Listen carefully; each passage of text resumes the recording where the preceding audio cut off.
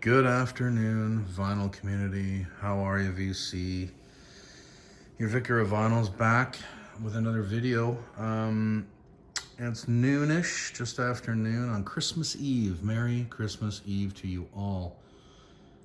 I've been thinking about this for a while, and I know that I've said in previous videos a number of times actually that I don't think I could rank a band or an artist's records from 10 to 0 or 10 to 0, 10 to 1 or whatever I've had a hard time with the whole ranking thing. For me, I like watching ranking videos. I like other people's lists. I always find it interesting. And I've never thought I could really put anything into a favorite. Certain bands, maybe I could easier with other bands than I can with some bands like Zeppelin but now but I've been rethinking that, and I thought I would do a ranking video for the first time, and that I would start with a band I've loved since I was a kid, King Crimson, and it was tough to rank them, and again, I'm not trying to pretend in any way that this is the definitive list, and I'm not going from 10 to 1. I'm going to go I was going to do 5 to 1. Well, it pretty much is a top 5, but I'm going to add a sixth, start with a sixth, because there's a reason for it. Anyway, so yeah, here I am for my first ranking video, and I thought I'd choose King Crimson. Just a band that I've been a fan of, and that I actually got to see a few times, which is amazing, and once as a young guy, which will be in another video, because I've started to do album tours that I've seen live, and that's going to be my second video. But anyway, here I go. So I'm gonna do a top 6. And instead of a top 5. I was battling with that for ages. But number 6,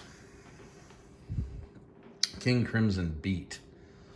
Now, a lot of people, might say, Beat, really? A lot of Crimson fans.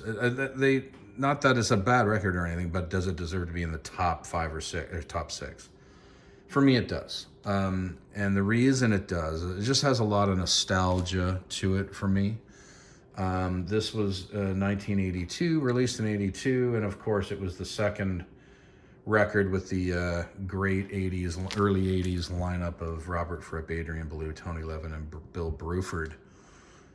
This is when I got into King Crimson. It was actually the album before this, in 1981, Discipline, which ranks even higher in this list. This lineup is the reason I became such a fan of King Crimson. And a lot of us listening to Crimson at that time would probably had the same this lineup had the same effect on us all.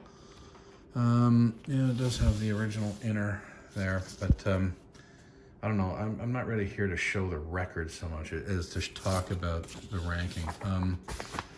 King Crimson Beat, yeah, it's a great record. It starts off with the classic Neil and Jack and Me.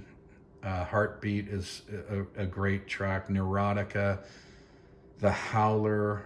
There's a couple of instrumentals on this, Sartorial Tangier and Requiem, that ends the record. That is phenomenal, and I've always been a fan of this record, but again, it may have something to do. The reason it's in this ranking might have more to do with the fact that it was part of my youth, which makes sense. And so I couldn't discount it. I at least needed to mention it. So that's coming in at number 6 is King Crimson Beat. All right. Starting off the top 5.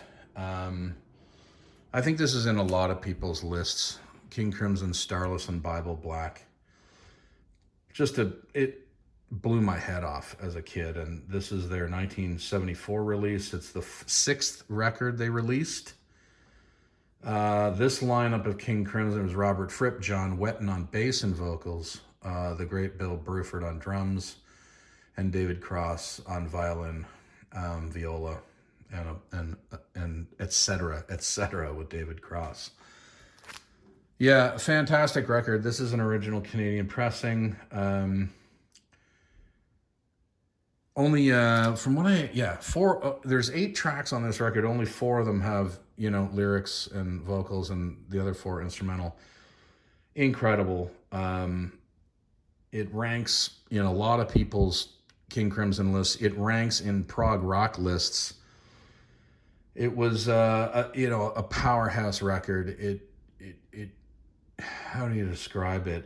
It was definitely a little heavier hitting than previous records, but the Great Deceiver, the great instrumental of We'll Let You Know, Fracture, the instrumental Fracture, and of course Starless and Bible Black on the second side. Fantastic stuff. So this is ranking at number 5, King Crimson, Starless, and Bible Black. All right. Coming in at number 4, Red. This is 74. It's a 7th studio record. It followed Starless and Bible Black. Now they're down to a trio of Robert Fripp, John Wetton, and Bill Bruford. I've always loved this record. It was the last. This is a reissue, obviously, and it's on 200 gram. This was the last of the. This is just prior to the break, prior to the years of a 6-year hiatus before Fripp put together the lineup, the modern lineup. Fantastic stuff. I mean, it's a great record, powerful record, well written, well arranged, every track on it. Starless is a great track that ends the record. I've always loved. And of course, Red and Fallen Angel are incredible. So this is coming in at 4, King Crimson Red. Okay, number 3 on the list. And this, might surprise a few. It's always going to be in the top 5, but in many lists it's number 1. But for me, number 3 is the debut record, In the Court of the Crimson King. Not much you can say or add to this. I'm pretty sure that this is the Red Atlantic label. I think it's an original Canadian pressing. I've looked into it. I'm pretty sure it is.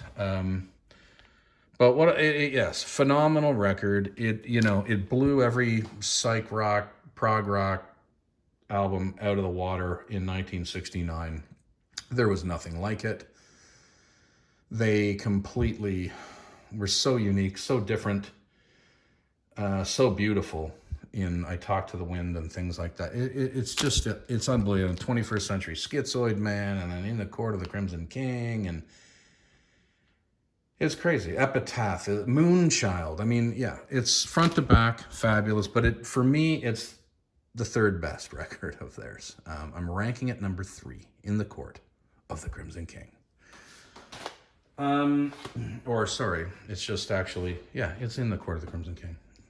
Okay, number 2. We're going back to that great lineup of the 80s. Number 2 is Discipline for me. Ridiculously good. So complex, so brilliant. Bill Bruford's drumming, Tony Levin's bass. It was the most unique thing, I think, that came out in 1981. Just a phenomenal piece of work. It got me absolutely addicted to King Crimson.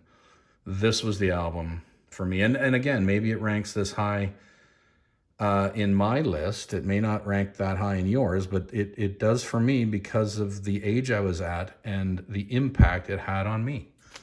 I was in. Hook, line, and sinker. Let me just check this copy. I'm wondering if, in fact, no, it doesn't have. It doesn't have. Anyway. Yeah, I mean, unreal, right? Matt Kadasi, frame by frame, elephant talk, indiscipline. That's the whole first side. The whole first side is absolutely incredible. And then you get into Thelahan Ganjit, I can never pronounce that properly. Sheltering Sky and Discipline, the instrumental that ends this record. Staggeringly beautiful, unbelievably powerful in the performances of each player. Knocked it out of the park. I mean, this was the comeback. It was King Crimson's comeback, and definitely stamped their comeback. I mean, what a way to come back. This was no lightweight reintroduction of King Crimson. This created an entire new fan base. And then I went back to the older stuff and went, wow, unbelievable. Discipline, number 2 in the King Crimson top 6. All right. Crimson fans everywhere will maybe you're guessing, you probably know where I'm going with number 1. Larks, Tongues, and Aspic. 5th record, 1973. You know, again, the difference between Starless and this is that Jamie Muir is on percussion and drums along with Bill Bruford. Now, he's mainly on percussion with Bill Bruford. Bill Bruford is still all, it plays the kit on everything. But Robert Fripp, John Wetton, Bill Bruford, David Cross, Jamie Muir. Incredible record. It's front to back. It starts off with the long Larks, Tongues, and Aspic Part 1 and ends the record side 2, Larks, Tongues, and Aspic Part 2. Both phenomenal instrumentals, and I don't know what else to say about this record. It just blew my head off when I was young, and it still does today. I think it's the best thing they did for the early, the early Crimson lineups. And then Discipline would be the best thing they did in the new world, or the revamped Crimson, modern day Crimson lineups. But yes, coming in at number 1, Larks, Tongues, and Aspic from 1973, an absolutely phenomenal piece of work. And therein lies my top 6 King Crimson records. I'd love to hear your thoughts on what you think ranks higher, or yeah, I know people are probably asking, where is In the Wake of Poseidon or Lizard? Lizard, that was another one that I had trouble not putting in this list. I love that record, and but I had to whittle it down to the top 6. Maybe people are like, there's no way Beat ranks higher than Lizard, but it does in my world. Anyway, vinyl community, love to, and you King Crimson fans out there, let me know what you think. Let me know what you think of which records should go ahead of which. Love to chat Crimson anytime. Vicar of Vinyl, out of here.